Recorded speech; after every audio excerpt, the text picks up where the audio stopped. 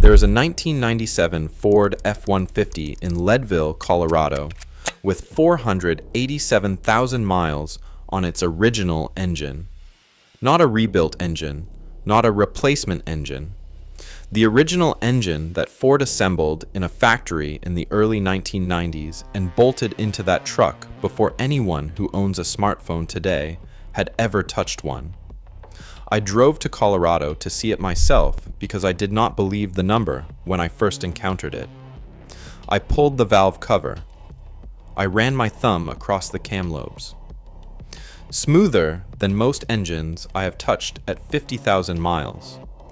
At nearly 500,000 miles, the metal surfaces inside that engine are still within measurable tolerance of their factory specifications. The owner's total expenditure on the compound responsible for that outcome over 20 years of ownership is less than $40. I burned through 2 engines before I turned 60. I changed my oil every 3,000 miles with the best synthetic available. I used the filters the dealership recommended. I paid for the flushes and the treatments and the fuel system cleaners and the inspections. I did everything the system told me to do, and I still replaced 2 engines.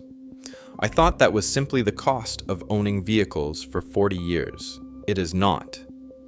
The $100 billion automotive repair industry has spent decades ensuring you never find out why.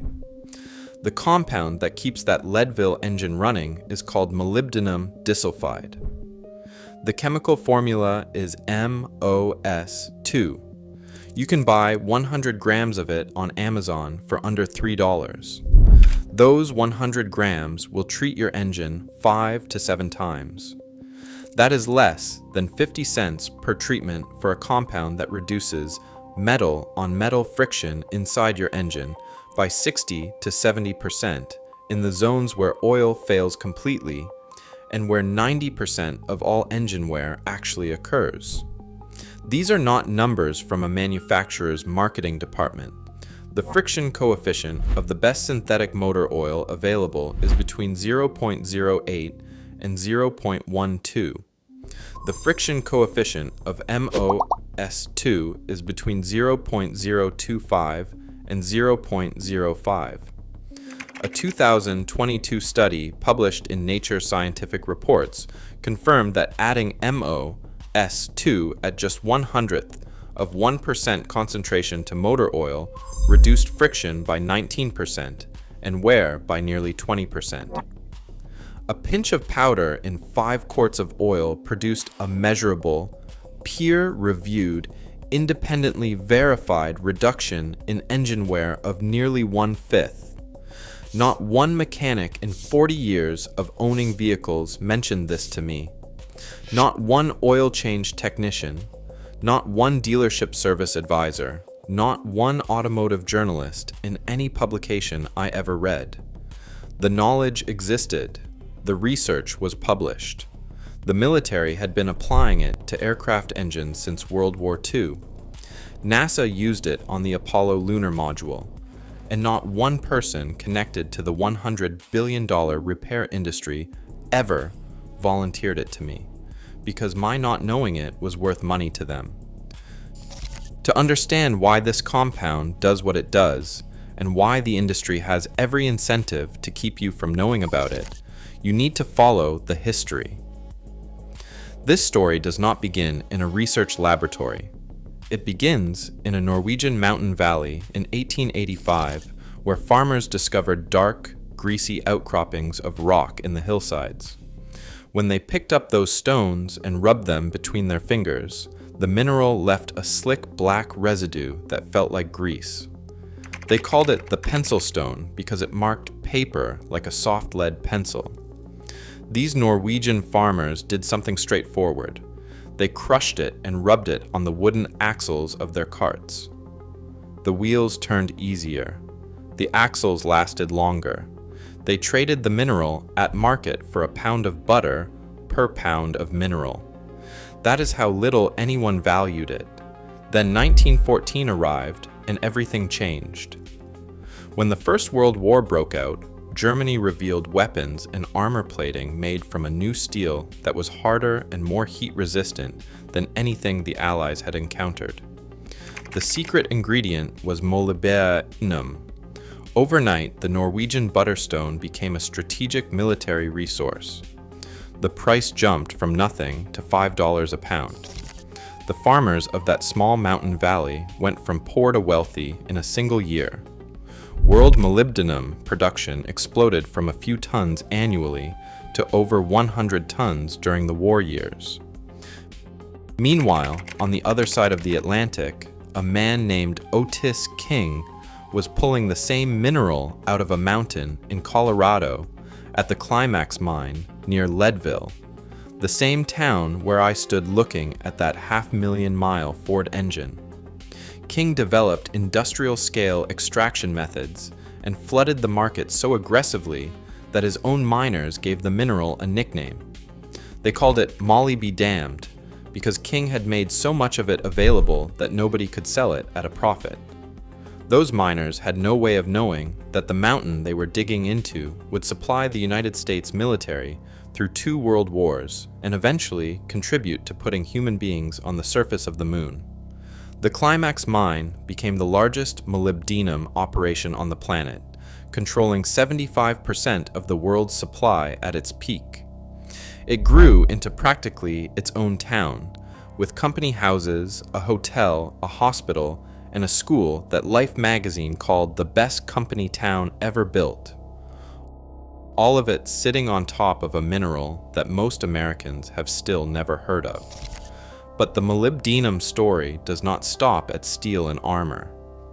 In the years between the wars, researchers discovered that the real significance of molybdenum disulfide, MOS2, was not what it did inside metal. It was what it did between metals. That discovery is where the story takes the turn that should have changed everything about how engines are maintained in this country. In the years leading up to the Second World War, the United States military found that when MOS2 powder was suspended in engine oil, it did something no liquid lubricant could accomplish. It bonded permanently to metal surfaces, not coated, not deposited, chemically bonded at the atomic level. The sulfur atoms in the MOS2 formed a tribochemical reaction with the iron atoms in the steel under heat and pressure, producing a microscopically thin crystal layer that became part of the metal surface itself.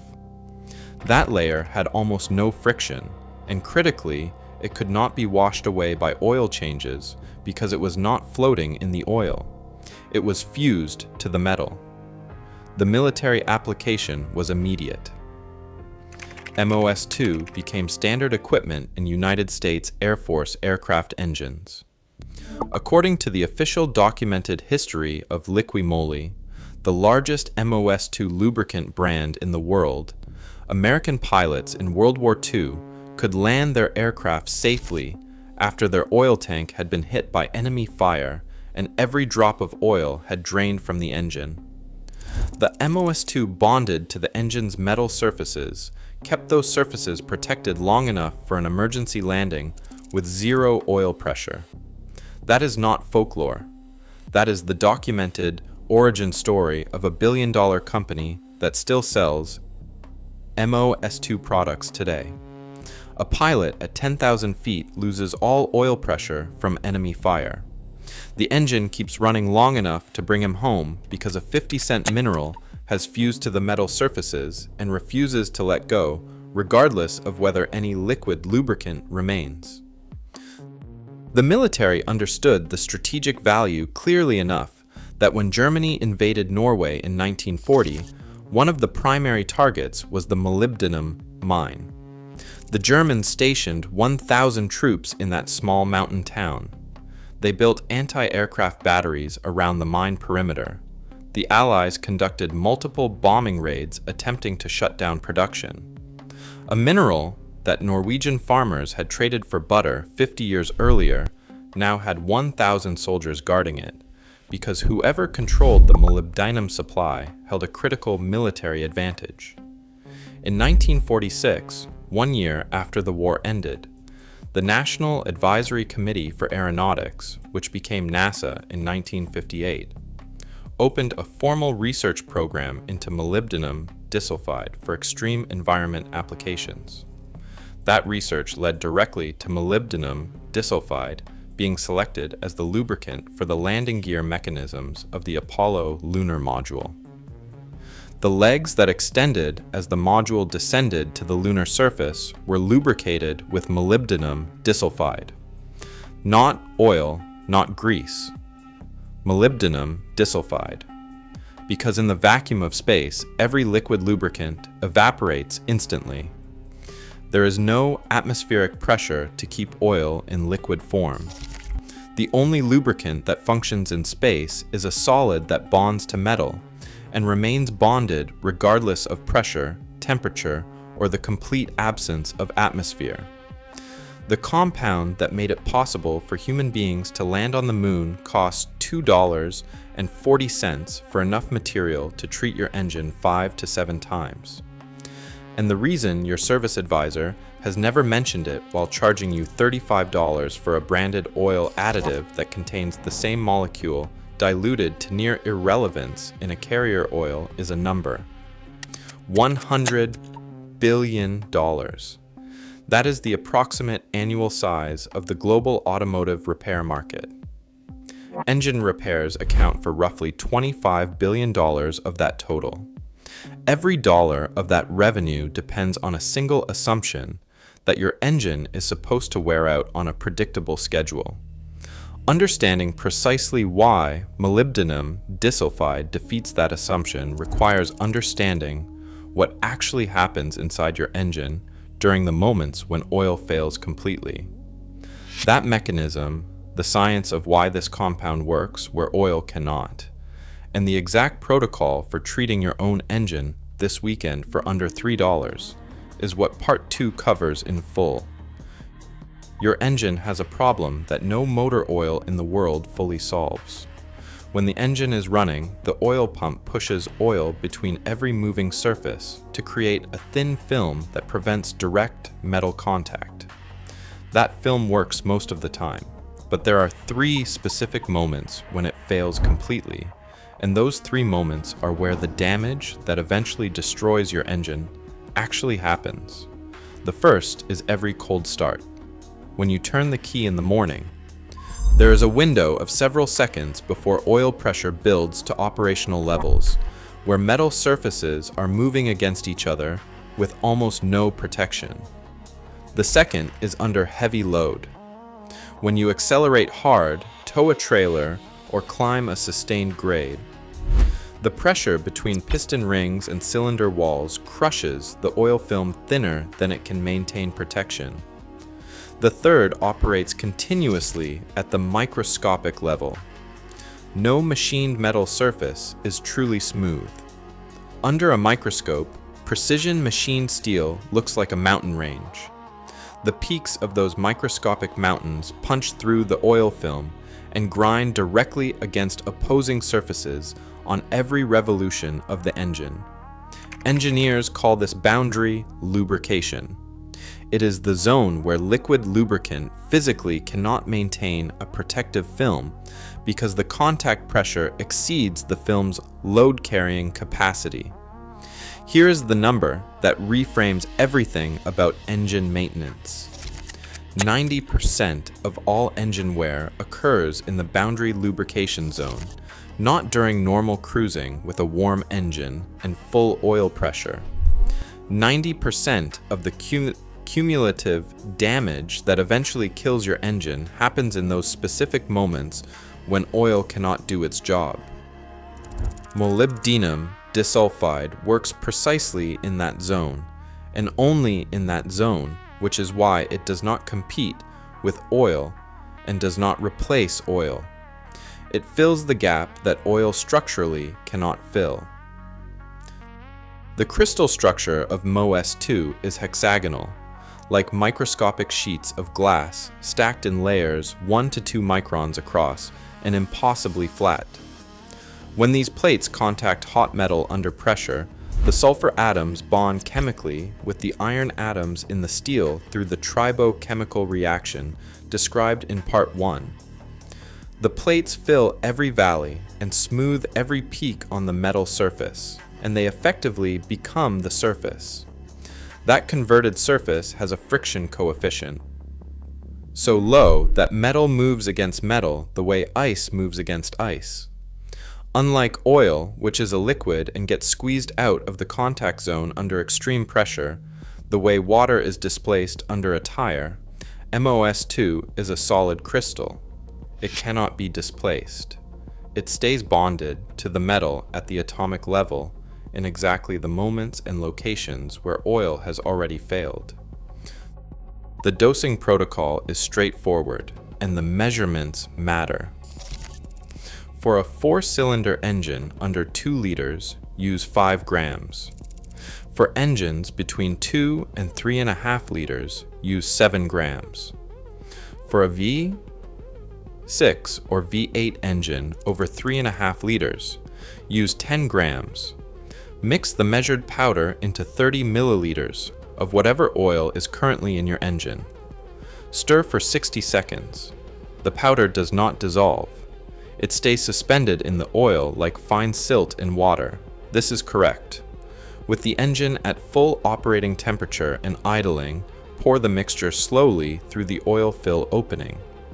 Replace the cap and let the engine idle for 20 minutes. Then drive normally for 500 miles. During those 500 miles, the heat and pressure inside your engine drive the tribochemical bonding process, and the molybdenum disulfide fuses to the metal surfaces inside your engine.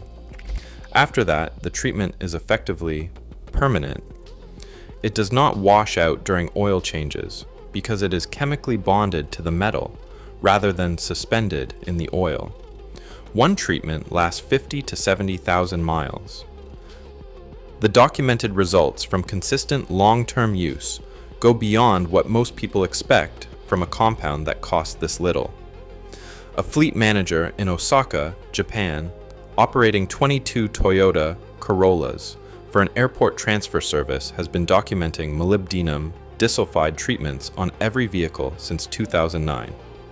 His oldest car is a 2004 Toyota Corolla that passed 580,000 kilometers last year, 360,000 miles. Original engine, original cylinder head, 0 rebuilds. Compression readings taken last year showed every cylinder within 8% of factory specification after 2 decades of continuous commercial stop-and-go use. His annual engine maintenance cost per vehicle is approximately $60, covering molybdenum disulfide treatments and oil changes. The average American spends between $1,200 and $2,000 annually on engine-related maintenance and repairs. The knowledge has been available since Norwegian farmers greased cart axles with pencil stone in 1885.